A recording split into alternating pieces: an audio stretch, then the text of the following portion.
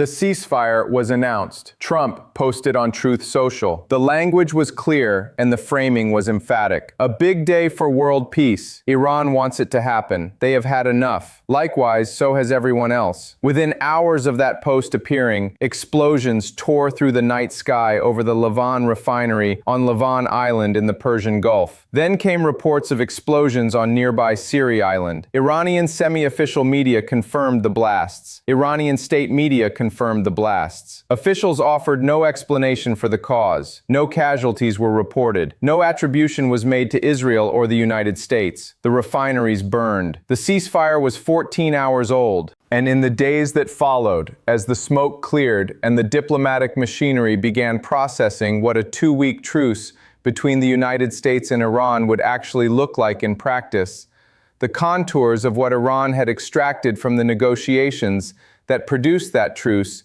began to come into focus in ways that the phrase, "big day for world peace," does not adequately describe. Iran's parliament approved a draft bill to formalize transit fees on ships passing through the Strait of Hormuz. Reports indicate the fee would be set at approximately $2 million per vessel. Iran's foreign minister confirmed that during the 2-week truce, safe passage through the strait will be allowed, but only through strict coordination with Iran's armed forces. The Strait of Hormuz, through which nearly 20% of globally traded oil passes, which has been closed to Western commercial shipping since the opening of this conflict, which has driven crude oil past $102 per barrel and delivered $4 gasoline to American filling stations. That strait is now, under the ceasefire framework that Trump described as a big day for world peace, subject to Iranian military coordination and a $2 million per vessel transit fee. Subscribe to From Report right now and activate the notification bell, because what follows is the analysis of what actually changed when the ceasefire was announced, what the 2 burning refineries tell us about the ceasefire's durability, and what a $2 million transit toll on the world's most critical oil choke point means for every economy on Earth that depends on its boats passing through it unimpeded. The Lavon Island explosion deserves specific geographic attention before anything else can be assessed, because the location was not incidental. Lavon Island sits in the Persian Gulf, close to the Strait of Hormuz, the precise choke point that the ceasefire framework is nominally focused on reopening. The Lavon Oil Refining Company operates as a subsidiary of the National Iranian Oil Company. It is a key facility for Iran's energy export infrastructure, not a marginal installation at the edge of the country's petroleum network. Explosions at Lavon Island, occurring hours after a ceasefire designed to stabilize the region's energy corridor, at a facility operated by Iran's national oil company, on an island proximate to the strait that is the ceasefire's central subject, that is not a random industrial incident. It is an event whose timing and location place it at the precise intersection of every sensitive variable in the current situation. Iranian officials have not attributed the explosions to external attack. They have also not attributed them to accident or mechanical failure. What they have offered is silence. That silence in context is analytically significant. When Iranian facilities are struck in ways that Iran wants to characterize as aggression requiring a response, Iranian official communications are rapid, detailed, and voluminous. The absence of that characterization after Lavon and Siri does not mean the explosions were benign. It means Iran has made a calculation about how to characterize them, and the calculation has produced silence. Silence that could be tactical, preserving flexibility about how to respond. Silence that could be strategic, avoiding a statement that complicates the ceasefire framework before its terms have been fully implemented. Or silence that reveals something about the origin of the explosions that Iran is not prepared to disclose publicly during a fragile 2-week window. The ceasefire architecture that produced Trump's Truth Social post is more complex than the celebratory language in that post suggests, and the complexity is where the strategic outcomes of the past 30 days become visible. Iran's Supreme National Security Council submitted a 10-point proposal to the United States via Pakistan as the mediating party. The proposal's reported terms include regulated passage of ships through the Strait of Hormuz under the supervision of Iran's armed forces. It includes sanctions relief. It includes the continuation of uranium enrichment, and it includes the withdrawal of American combat forces from the region. These are not the terms of a power that has been beaten to the point of concession. These are the terms of a power that has leveraged 30 days of conflict into a framework that formalizes several of its core strategic objectives. Iran's Foreign Minister Abbas Araghchi confirmed that during the truce period, safe passage through the strait will be allowed through strict coordination with Iran's military. The language is precise: coordination with Iran's military. Not restoration of free international passage, not return of the strait to the pre-conflict legal and operational status. Coordination with Iranian armed forces as the gatekeeping mechanism for entry to one of the world's 4 critical maritime choke points. That is the outcome that the ceasefire has produced for Hormuz, not freedom of navigation restored. Iranian military coordination made mandatory, and layered on top of that coordination requirement, a $2 million per vessel transit fee authorized through legislation approved by Iran's parliament, a move that shipping industry officials have described as unprecedented in modern history. No state has ever unilaterally imposed transit fees on passage through an international strait. There are no modern precedents because the legal framework governing international straits, the UN Convention on the Law of the Sea, explicitly prohibits the imposition of fees on innocent passage. Iran's parliament approving a transit fee bill during a ceasefire framework negotiated with the United States is not a minor administrative development. It is a declaration that Iran intends to govern Hormuz as a controlled corridor rather than an international waterway, and that the ceasefire framework has provided the political space to begin institutionalizing that governance through domestic legislation. Trump's framing of the ceasefire outcome deserves examination in its precise terms, because the framing is doing significant communicative work that warrants scrutiny against the observable facts. The president wrote that Iran wants peace and reconstruction. He wrote that the United States would be helping with the traffic buildup in the strait, suggesting an American role in managing passage.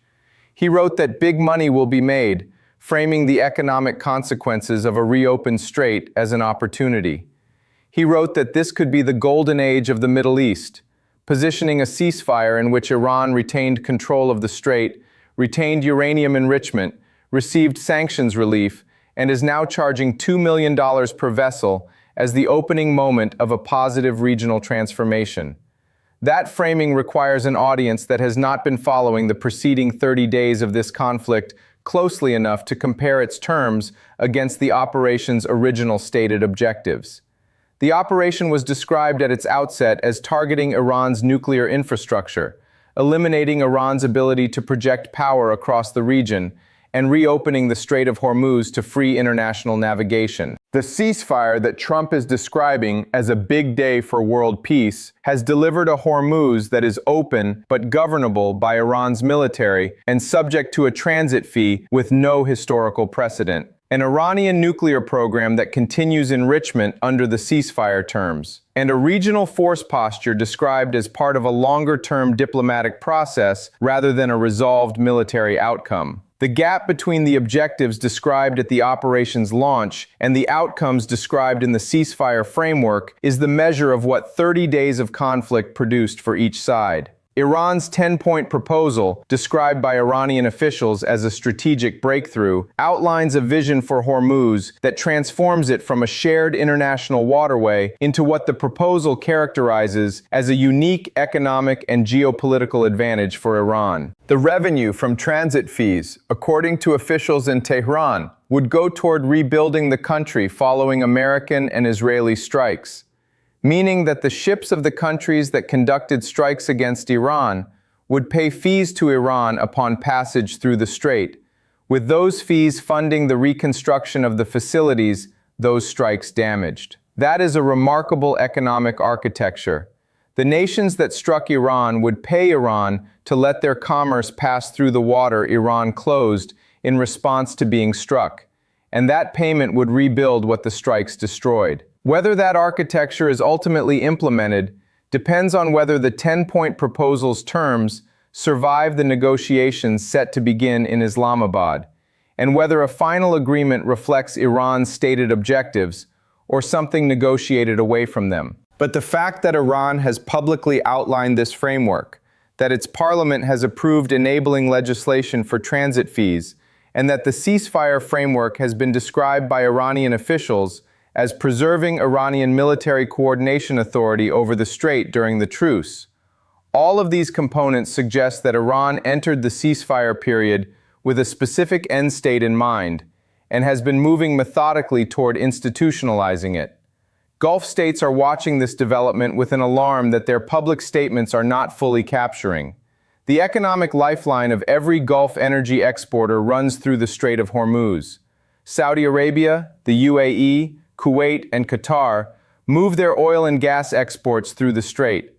Under free navigation conditions, they pay nothing for transit and move their resources to global markets through a shared international waterway governed by international law. Under an Iranian military coordination and $2 million per vessel fee regime, they pay Iran for the right to export their own resources. That is not a hypothetical future concern for Gulf sovereign wealth funds and energy ministries.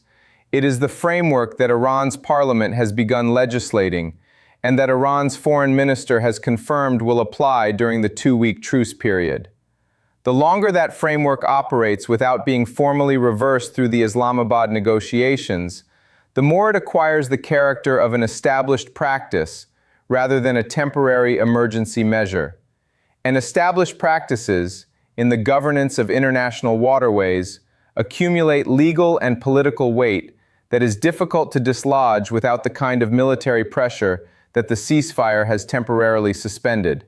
The $4 gasoline that American consumers are paying at the filling station is not a problem that a ceasefire announcing big money will be made resolves automatically. The crude price signal that has driven gasoline prices to their current level reflects the Hormuz closure. A Hormuz that reopens under Iranian military coordination and a $2 million per vessel fee is not the same commercial environment as a Hormuz operating under free navigation. Shipping operators will calculate the $2 million fee into freight rates. Insurance premiums that were already elevated by the conflict will not immediately normalize because a ceasefire has been announced, particularly a ceasefire whose durability is being visibly tested by explosions at refineries on Lavon and Siri Islands within hours of its announcement. Energy traders will price the ongoing uncertainty of Iranian military coordination authority into their assessments of supply reliability. The gap between a ceasefire announcement and the normalization of the energy market conditions that produced $102 crude and $4 gasoline is measured in weeks and months of demonstrated stability, not in Truth Social posts describing the development as a big day for world peace. Reports indicate that the remaining question being worked through the Pakistan mediation channel and the upcoming Islamabad negotiations is whether the 10-point proposal's terms, particularly the sanctions relief, continued enrichment, and coordination authority over Hormuz, reflect what the United States has actually agreed to, or whether the Iranian characterization of the agreement's terms exceeds what Washington's negotiators accepted. The gap between what Iran has publicly described as the ceasefire's terms and what the Trump administration has confirmed is significant and has not been resolved by the public statements either side has made. That gap is where the next 30 days will be determined. Iran has every incentive to continue publicly characterizing the most favorable possible interpretation of the agreement's terms during the truce period, allowing institutions like its parliament to legislate around those terms before formal negotiations in Islamabad can modify them. Washington has an incentive to allow the ceasefire to hold to the extent it holds without engaging in public corrections of Iranian characterizations that might destabilize the truce before a formal agreement is reached. The explosions at Lavon and Siri Islands are not helping either side's management of this fragile communicative equilibrium. Here is where the picture stands. A 14-day ceasefire was announced. Within hours, refineries on Lavon Island and Siri Island in the Persian Gulf were engulfed in unexplained explosions. Iranian officials have made no attribution of cause. Iran's parliament has approved legislation authorizing $2 million per vessel transit fees on ships using the Strait of Hormuz. Iran's foreign minister has confirmed that strait passage during the truce requires coordination with Iranian armed forces. Iran's 10-point proposal, submitted via Pakistan, reportedly includes sanctions relief, continued uranium enrichment, and American force withdrawal. Negotiations are set to begin in Islamabad. Trump has described the outcome as a big day for world peace. Iran's officials have described it as a strategic breakthrough that places Hormuz under Iranian coordinated control. The refineries are still burning. The fees have not been reversed, and the gap between what both sides have publicly described as the terms of their agreement has not closed. Subscribe to From Report and turn on notifications. When the Islamabad negotiations produce a document that either confirms or contradicts Iran's publicly stated characterization of the ceasefire terms, the analysis will be here. When the transit fee legislation moves from parliamentary approval toward operational implementation in ways that shipping industry operators and energy traders respond to, the analysis will be here. When the explosions at Lavon and Siri Islands receive an attribution, or do not, in a way that tests the ceasefire's 14-day durability, the analysis will be here. Evidence first, analysis second. What it means for you, always.